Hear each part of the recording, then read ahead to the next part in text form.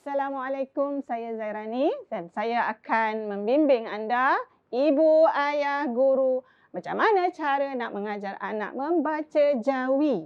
Baik, kita akan berpandukan kepada buku Bacalah Jawi dan untuk kali ini kita akan fokuskan kepada Bacalah Jawi 1. Macam mana caranya?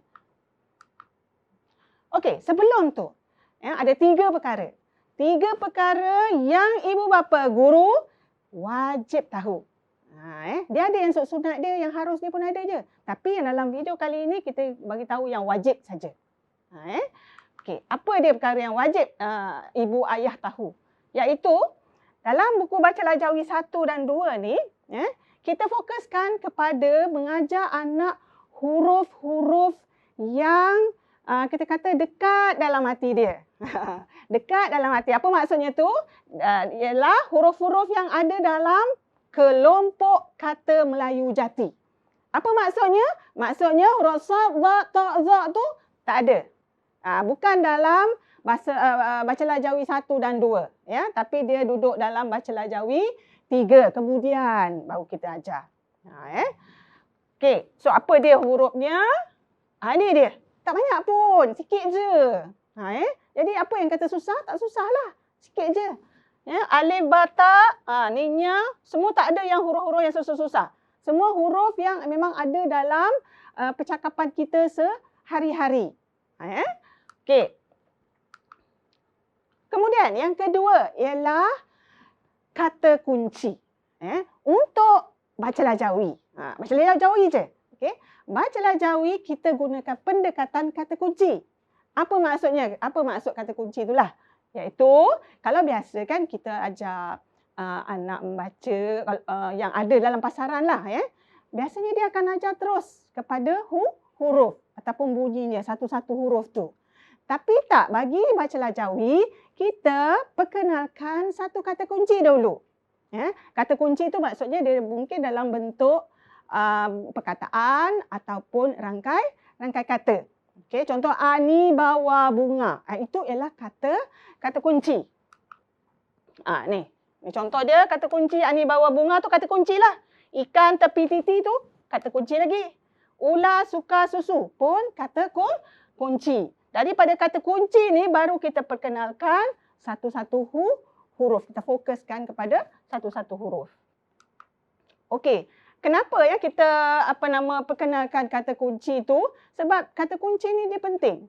Dia penting sebab dia akan membantu anak untuk ingat huruf tu. Biasa kan kalau ibu bapa dia tengok anak dia ajar anak hari ini, besok anak dah lupa. Lusa lupa. Lepas tu bila anak tak tahu dia akan terus bagi jawapan. Ini nun ataupun oh ini terus dia bagi jawapan. Tapi kita tak nak cara tu. Tu cara lama. Cara lama. Kita nak cara yang baru ni maksudnya kita tak spoon feed. Kita tak terus bagi jawapan. Tapi kita nak anak kita berfikir. Tu sebab kita minta dia ingatkan kata kunci. Sebab tu kita perkenalkan kata kunci. Sebab dia akan dapat jawapan apa yang dia tak ingat tu daripada kata kunci. Ya? Okey, ada banyak lagi kata kepentingan kata kunci ni. Boleh tengok dalam kursus pemantapan. Ini ialah kursus asas. Okey, kemudian perkara yang ketiga yang kita perlu tahu ialah adanya sistem 4P. Sistem 4P ni sebab kita nak memudahkan kita merancang pengajaran kita. Pengajaran kita bermula dengan P1. 4P tu apa dia? P1, pengisian. Sebelum mula mengajar, ada pengisian. Apa pengisian tu? Ialah bunyi-bunyi ataupun kata kunci tadi itulah. Dan juga bunyi huruf. Kemudian P2. Dah dengar huruf tu macam mana, bunyi dia macam mana, baru kita minta dia lihat kepada bentuk huruf dia. Bukan kita tunjuk dulu bentuk huruf dia, baru kita ajarkan bunyi dia. Bukan. Ajarkan bunyi dia dulu, baru kita tunjukkan bentuk huruf dia. Kemudian P yang ketiga, pemilihan dan pemisahan. Yang ini yang biasalah. Selalu guru-guru pun selalu terlepas pandang tentang kepentingan pemilihan dan pemisahan. Ataupun perkataan lain dia ialah pemenggalan. Okey, nanti kita akan ni lagi. Okey, P keempat ialah baru pemaduan. Baru pemaduan. Ataupun gabung bunyi. Okey.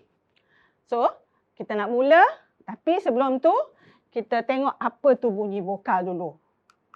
Ini kita kira sunat muakkad lah. Tadi tu wajib. Yang ni sunat muakkad. Okey.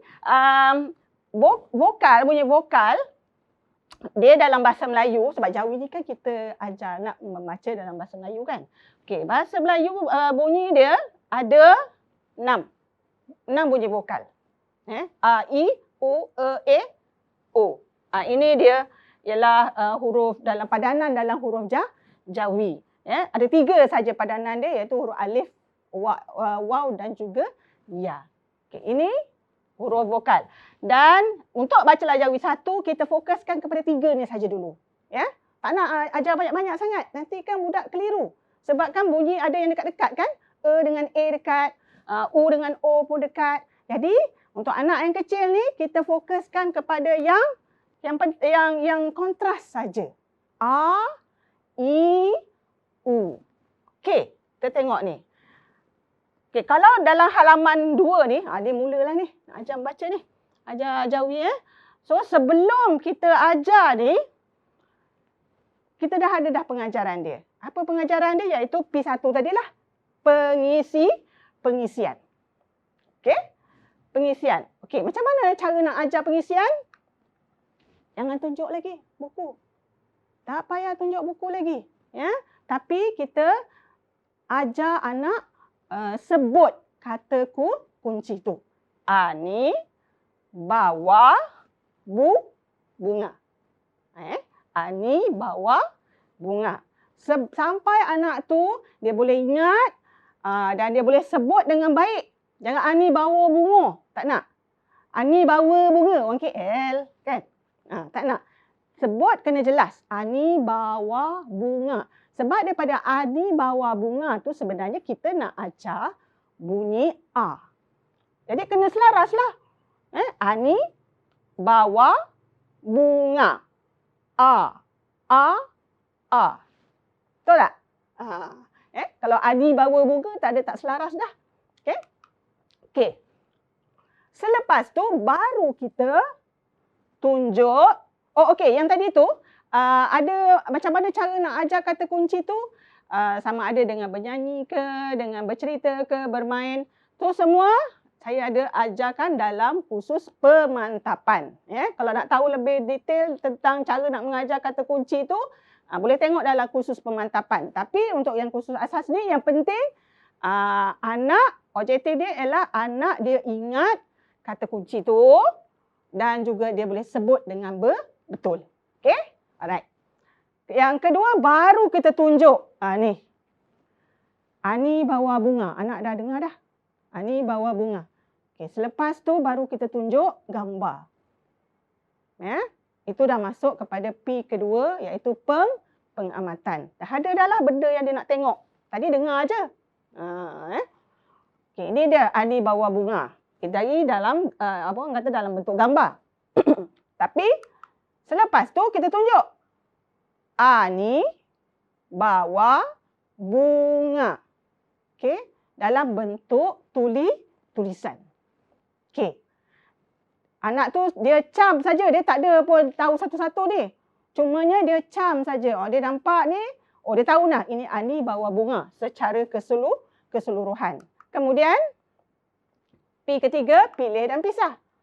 Baru kita pilih huruf alif saja. Yang ni.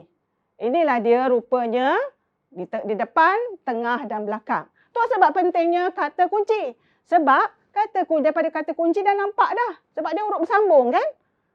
Dia bila dia huruf bersambung, kita kena tunjukkan tiga-tiga bentuk tu. Tapi janganlah mak cakap, ini depan.